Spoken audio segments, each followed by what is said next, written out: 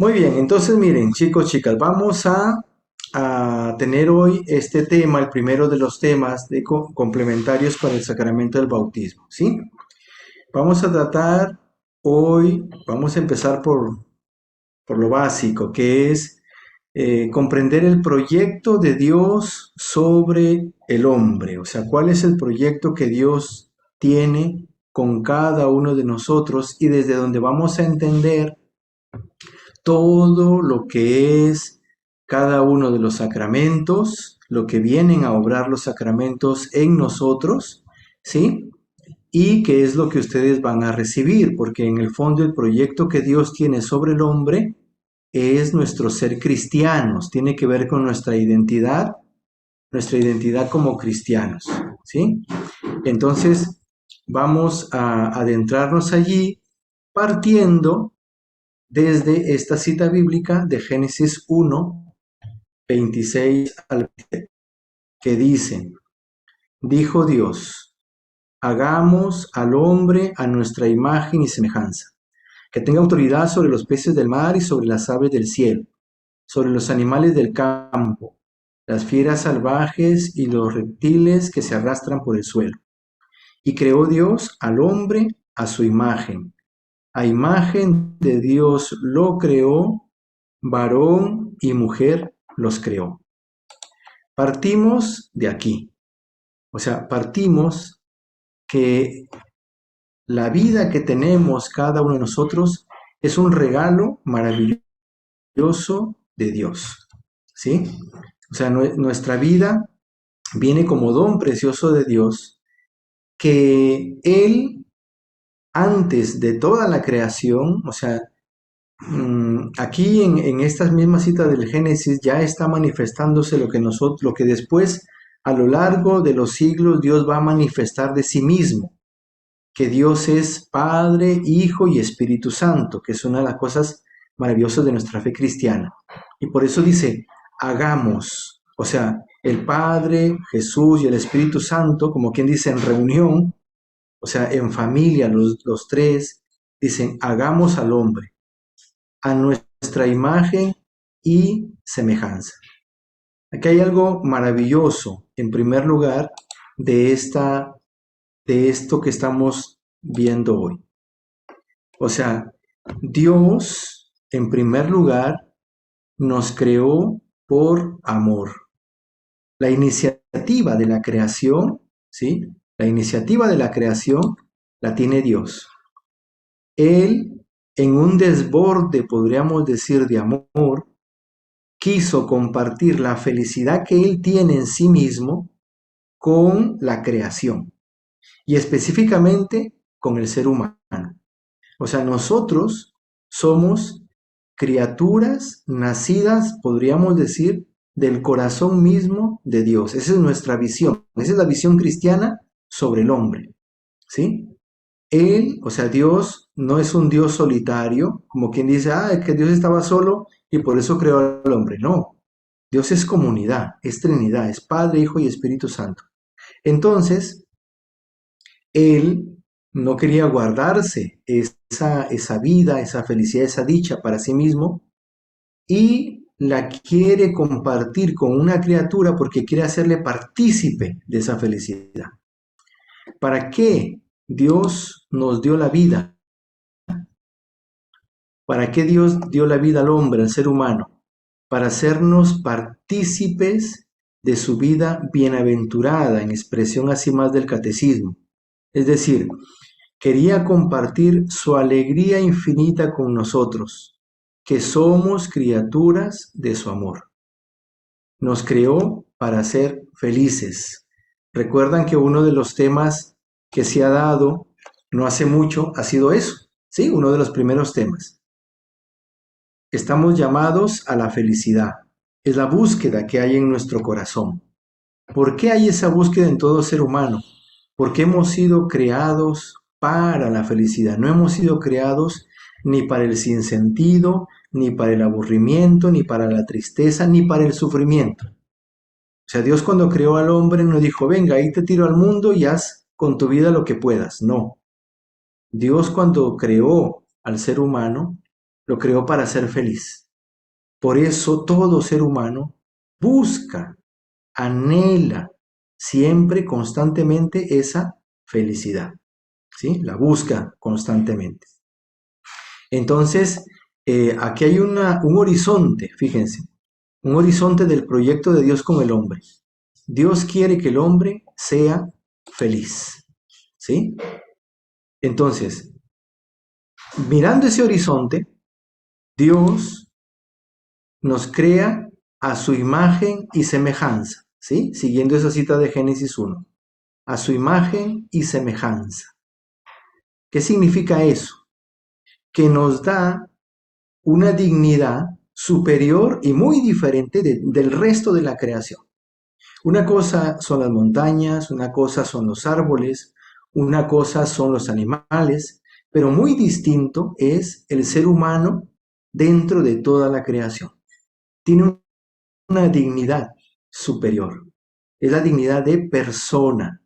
O sea, nosotros en la creación no solo somos algo más dentro de la creación. No, no, nosotros somos alguien. Alguien porque somos a imagen y semejanza de Dios que es alguien. A lo largo de la historia de la salvación nos vamos a ir dando cuenta de que Dios se va mostrando no como un ser superior solamente, sino como alguien personal. Y Jesús nos va a decir de que ese alguien personal es Padre, es nuestro Padre. Es uno de los temas que hemos visto también ya en la catequesis, ¿no? Dios es mi Padre. Jesús es el Hijo, ¿sí? Que también se está viendo en estos días. Y luego se verá el Espíritu Santo como la tercera persona también de la Trinidad. O sea, el Espíritu Santo, el Padre y el Hijo, ¿no? Son personas. Entonces, ellos que son personas crean al ser humano a su imagen y semejanza y por lo tanto me dan la dignidad de persona. ¿Qué características trae el hecho de que yo sea alguien personal? No una cosa, ¿sí? No algo, sino alguien personal. Pues que el ser humano es capaz de conocerse. Nosotros tenemos esa capacidad de conocernos a nosotros mismos. A veces yo diría que es uno de los conflictos que tenemos interiormente, ¿no? De que nos damos mucho vuelta a nosotros mismos. Pero es esa búsqueda de conocernos y nos preguntamos, ¿quién soy yo? ¿De dónde vengo? ¿Para dónde voy? ¿Cuál es el sentido de mi vida? ¿No? Eh, ¿Lo que estoy viviendo realmente vale la pena o no vale la pena? O sea, son interrogantes que nos planteamos solamente nosotros, los seres humanos.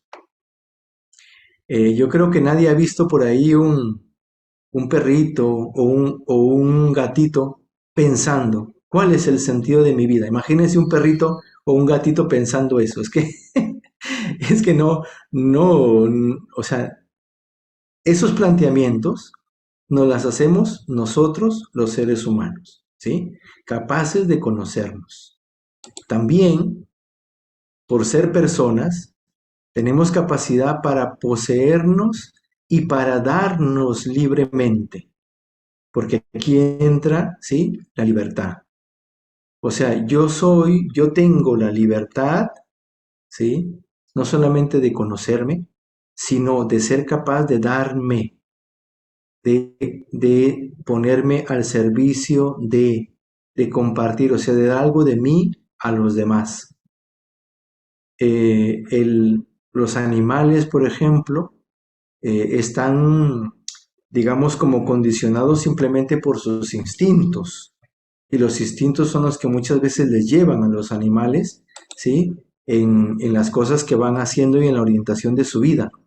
Nosotros, no, aunque también tenemos instintos los seres humanos, pero tenemos una libertad para orientar mejor nuestra vida, para darnos a nosotros mismos. También como personas entramos en comunión con otras personas. Eso lo vamos a ver luego también. O sea, hemos sido creados varón y mujer para relacionarnos mutuamente los unos a los otros. No somos seres solitarios o individualistas. No, no hemos sido creados así. Hemos sido creados para entrar en comunión con otras personas, ¿sí? Y luego también que porque somos creados a imagen y semejanza de Dios, ¿sí? Como la imagen que está aquí, estamos llamados desde la misma creación a entrar en relación con Dios, a hacer una alianza, como dice aquí, con nuestro Creador, darle una respuesta de fe y de amor a ese Dios que se acerca hasta nosotros y nos brinda su amistad y quiere relacionarse con nosotros, ¿sí? Entonces, vamos viendo de que creados por amor, ¿sí? Creados por amor, Dios nos ha creado para ser felices. Nos crea a su imagen y semejanza.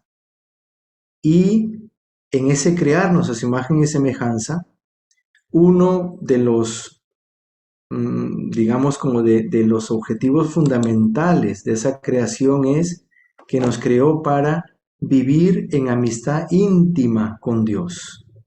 Ustedes recordarán, han escuchado el relato del Génesis, cuando en el Génesis se habla del paraíso y en el capítulo 3 dice que Dios bajaba por las tardes a conversar con el hombre y con la mujer.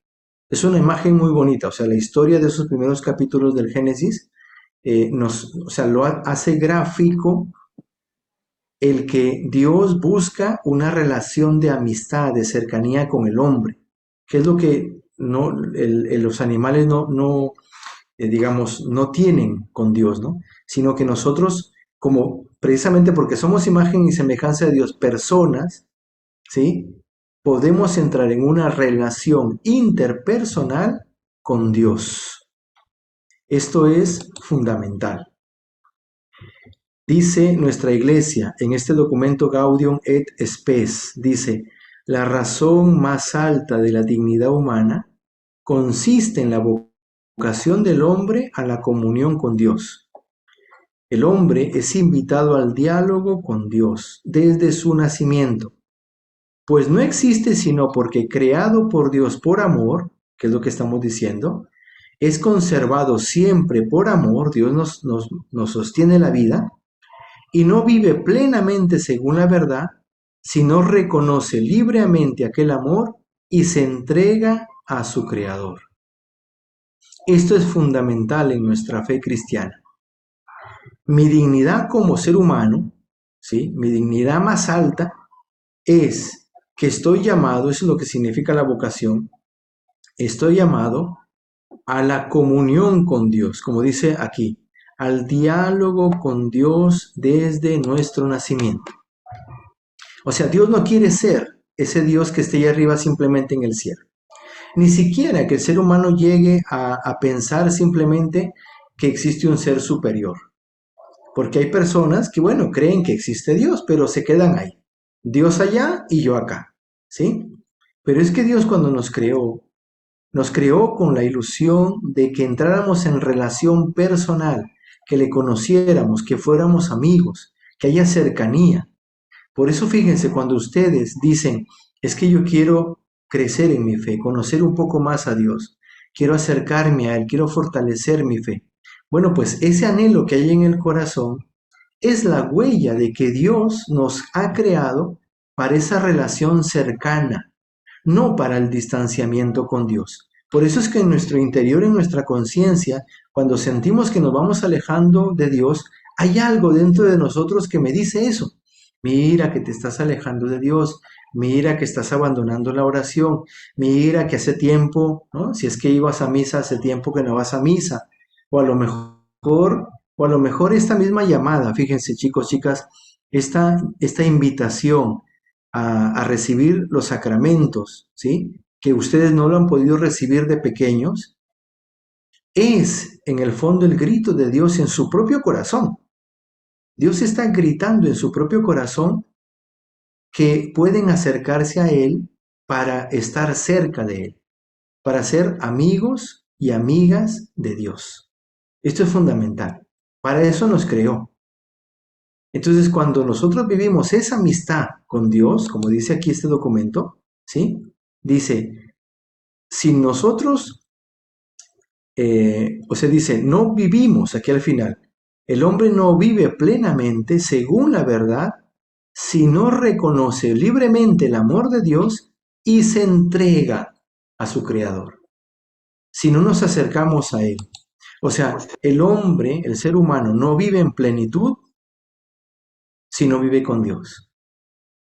Eso es lo que nosotros en nuestra fe cristiana católica creemos y vivimos, ¿sí? O sea, el hombre no ha sido creado para vivir independiente de Dios. No ha sido creado para ser ateo, ni siquiera agnóstico. El hombre ha sido creado para entrar en diálogo, en relación con Dios, ¿sí? Eso es fundamental. Entonces estamos hablando del proyecto que Dios soñó desde el momento de la creación con el hombre, ¿sí? Entonces, hemos dicho que nos ha creado por amor. Y en este segundo punto, que el hombre ha sido creado ser en relación. Porque dice el libro de Génesis, varón y mujer los creó. Varón y mujer los creó. ¿Sí? En el Génesis 2:18, que es la historia que va narrando, porque esa es una narración muy, muy antigua, de muchos siglos atrás, o sea, es una historia, pero que más allá de si fue así o no fue así la creación, lo importante de esos primeros libros del Génesis, que podrían parecer un cuento, ¿no? Lo importante es el mensaje que quiere transmitir. Cuando dice que primero creó al varón de barro, ¿sí? Y entonces lo pone en medio de la creación y en medio de los animales. Y no encontraba, dice, no encontraba una ayuda semejante, o sea, no encontraba a alguien con quien compartir. Tenía los animales, pero él sentía que no eran lo mismo que tener una persona, alguien, un igual, cerca, con la cual relacionarse. Y por eso es que en este capítulo 2, versículo 18 dice, no es bueno, Dios mismo dice, no es bueno que el hombre esté solo. Voy a hacerle a alguien como él que lo ayude. Qué bonito es eso. Alguien como él, un igual.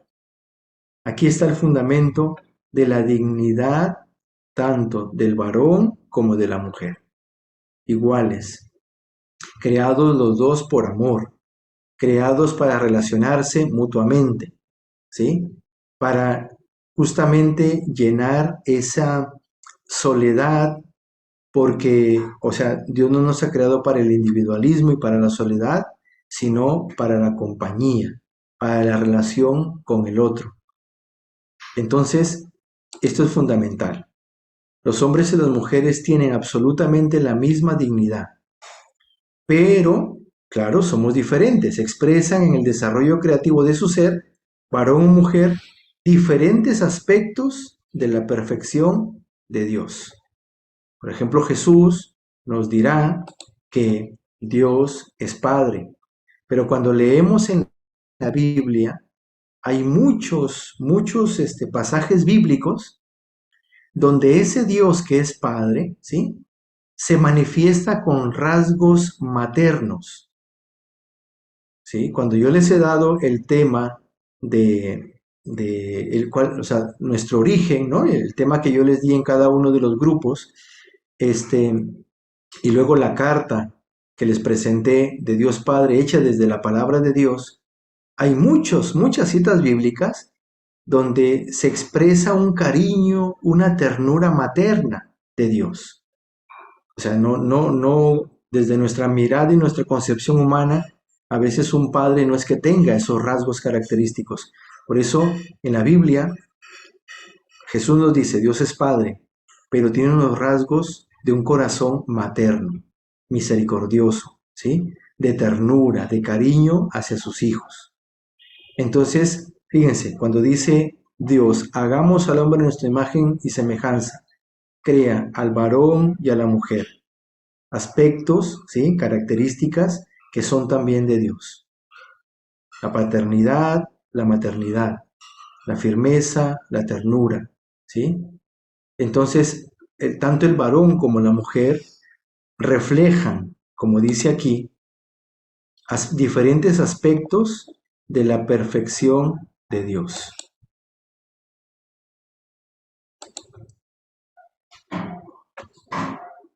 Cuando Dios nos crea, en este ser en relación, pone en nosotros capacidad para amar, porque la relación con el otro conlleva eso, sentirnos amados y amar. Son dos características fundamentales que son parte de nuestra vida, o sea, como seres humanos. No hay hombre, no hay mujer, no hay hombre, no hay mujer en este mundo que no sienta esa necesidad de sentirse amado y de amar, ¿sí? Entonces, Dios ha puesto en nosotros una capacidad grandísima de amar. Somos sensibles a las necesidades de los otros. Cuando viene incluso la paternidad, la maternidad, o sea, ese deseo de entregarme, de darme por las personas a las cuales amo. No digamos cuando hay una sensibilidad incluso para entregarme o para ponerme al servicio de aquellas personas que quizá no conozco, pero a las cuales yo quiero hacerles el bien. O sea, hay una capacidad que Dios ha puesto en nosotros para amar. Por eso aquí, en esta cita bíblica de la primera carta de Juan, dice San Juan, recordando la enseñanza de Jesús, debemos amarnos unos a otros, pues este es el mensaje que ustedes han oído desde el comienzo. No se extrañen, hermanos. Si el mundo los odia, dice, pues, si el mundo los odia, pues el amor a nuestros hermanos es para nosotros el signo de que hemos pasado de la muerte a la vida. El que no ama está en un estado de muerte. Y ahí nosotros podemos mirar en nosotros mismos. Cuando tú amas, cuando tú haces el bien en tu casa o con tus amigos o en un momento muy particular a alguien, incluso un desconocido, si tú has hecho un gesto de amor, ¿qué fruto ha quedado en tu corazón? Yo me acuerdo que los momentos donde he hecho el bien, yo me he quedado contento, satisfecho, diría. Me queda una alegría de haber hecho el bien, de haber ayudado, de haber servido, de haber apoyado a alguien, ¿sí? O sea, me queda una satisfacción cuando yo amo. Por el contrario, cuando no amo, cuando pues me quedo en mi egoísmo, cuando soy indiferente ante una situación, me quedo con un sinsabor, un disgusto. Hay algo en mi conciencia que me dice, uy, no, aquí podías haber hecho el bien y no lo hiciste, ¿sí? Una persona que ama está alegre y feliz. Una persona que guarda resentimiento, que guarda odio, pues muchas veces se encuentra siempre enojada, malhumorada, ¿sí? Sobre todo cuando a veces personas a los que les tiene enojo. Entonces ahí, en estos pequeños ejemplos, se puede ver con realidad lo que dice aquí. Sabemos que hemos pasado de la muerte a la vida cuando amamos, cuando amamos. El que no ama está en un estado de muerte. Es tremendo eso. Pero eso es algo que Dios ha puesto en nuestro corazón. ¿Por qué? Porque venimos de Dios, que es amor.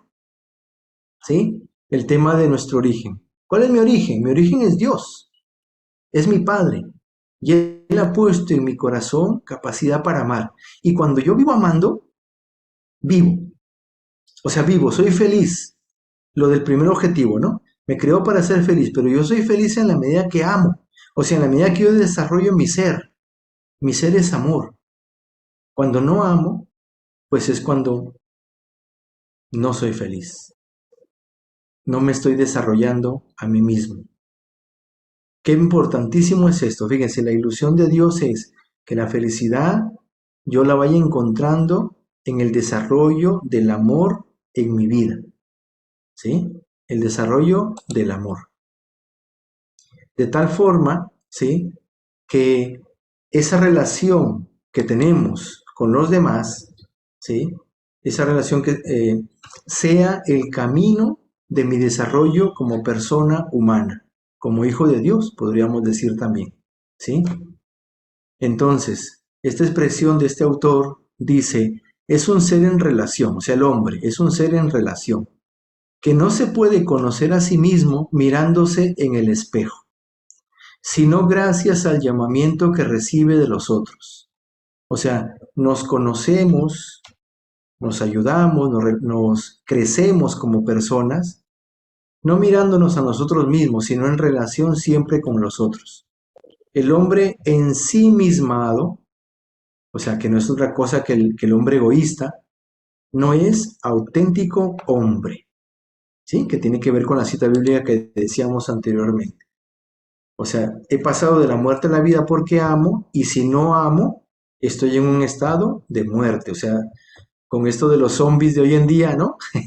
Podríamos decir que aquel de las películas, que aquel que no ama, pues, por muy bonito que pueda parecer por fuera, pero podríamos decir que es como un zombie, está muerto en vida, porque no está amando, no está desarrollando su ser.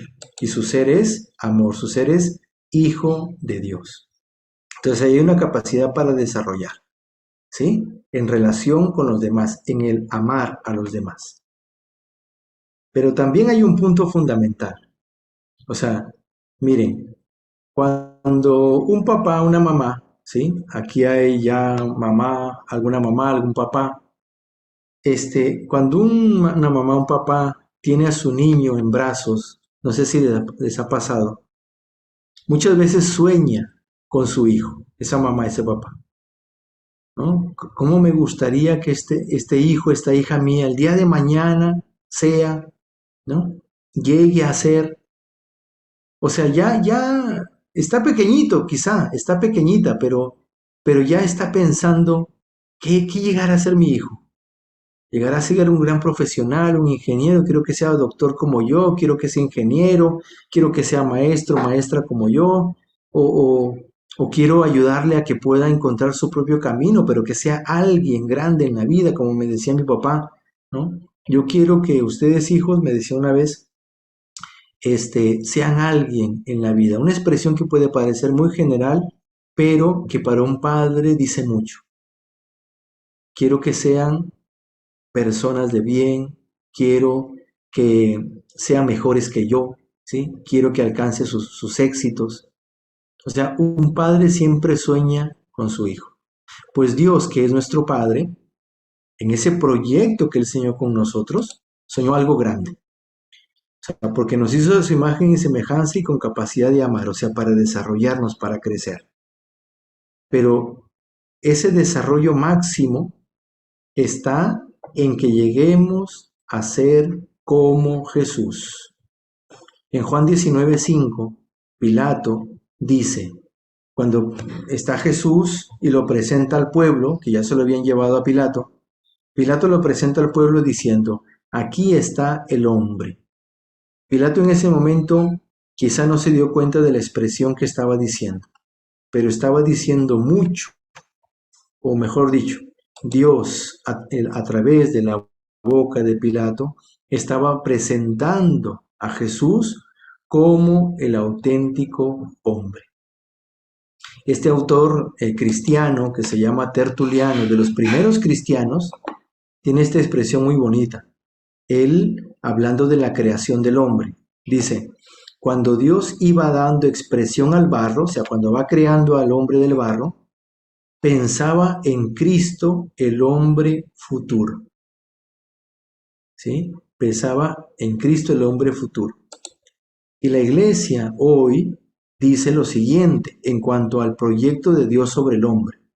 Dice, en este documento Gaudium et Spes del Concilio Vaticano II, dice, en realidad, el misterio del hombre solo se esclarece en el misterio del Verbo encarnado. Porque Adán, el primer hombre, el del Génesis, ¿sí?, era figura del que había de venir, es decir, de Cristo nuestro Señor. Cristo es el nuevo Adán. Él, en la misma revelación del misterio del Padre y de su amor, manifiesta plenamente el hombre al propio hombre y le descubre la sublimidad de su vocación.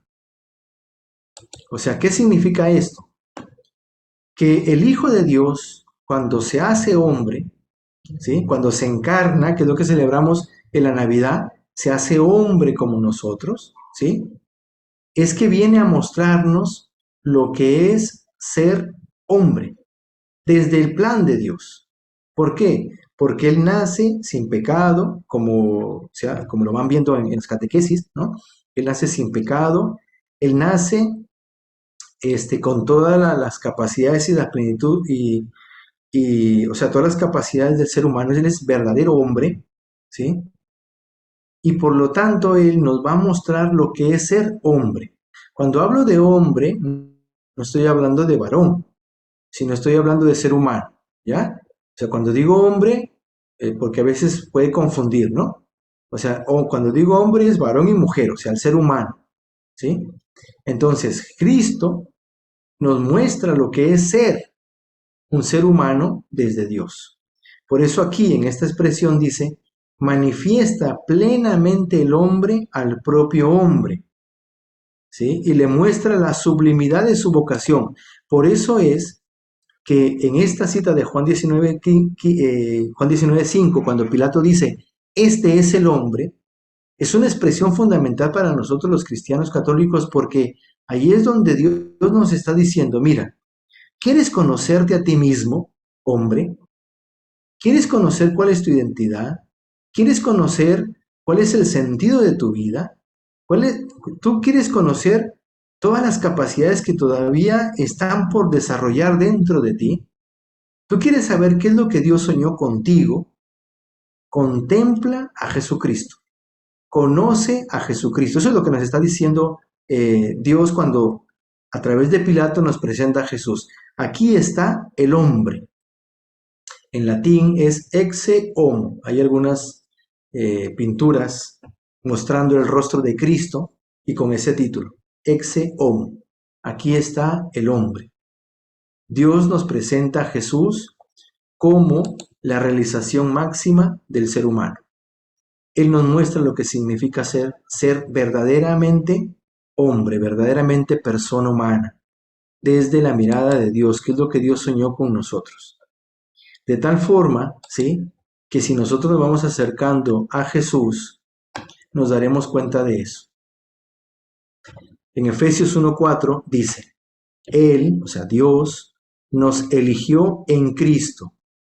¿Para qué? Para ser santos, eligiéndonos de antemano para ser sus hijos adoptivos por medio de Jesucristo. Lo que les estoy diciendo de ser hombre en plenitud, ¿sí? De que Jesús nos muestra lo que significa ser hombre, es lo mismo que a lo mejor ustedes han escuchado en la iglesia cuando nos dicen que podemos ser santos.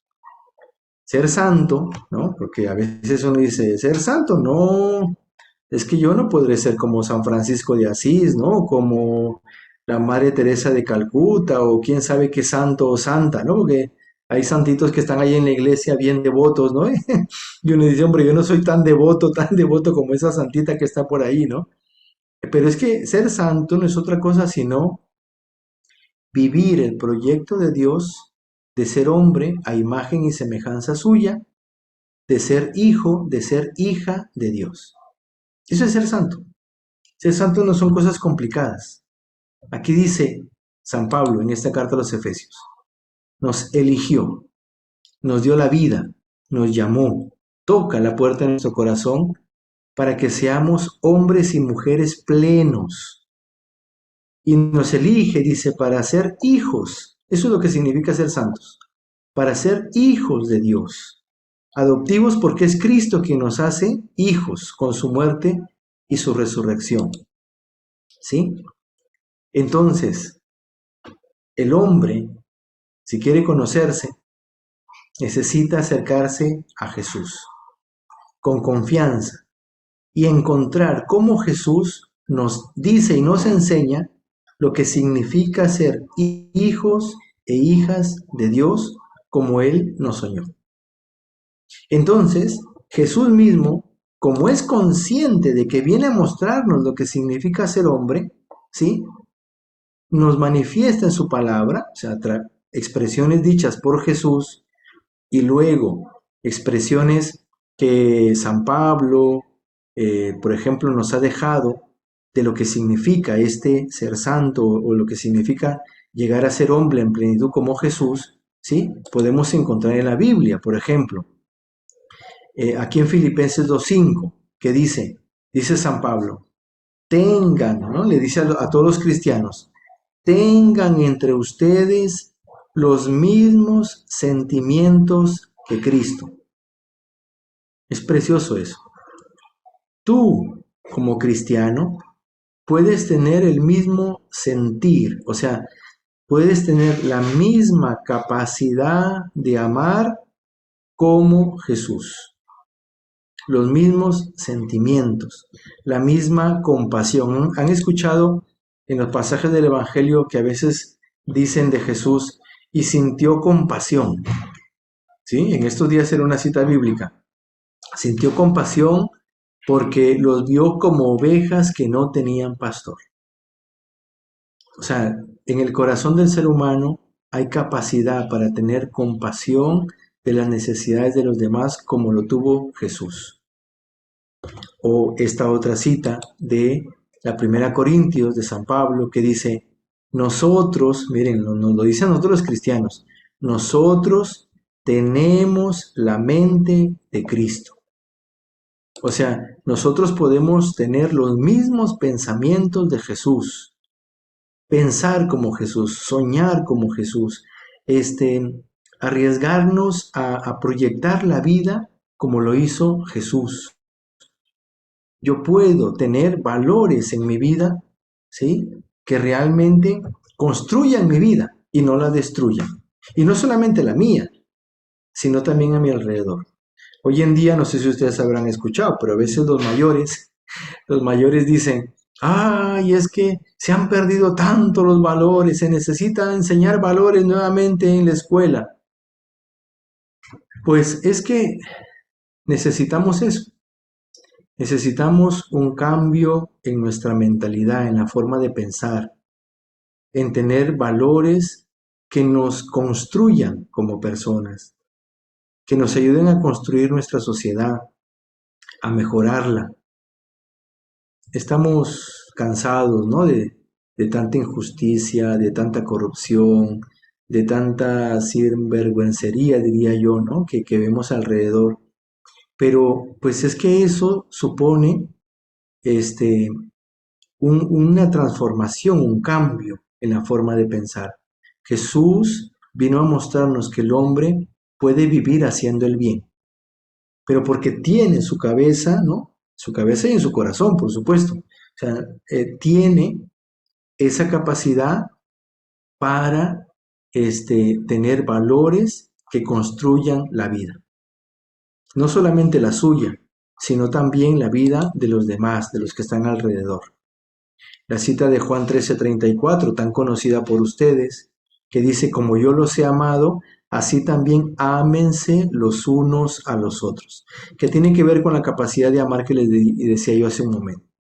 Jesús mismo nos dice, como yo les he amado a ustedes, o sea, ustedes mírenme como yo les he amado.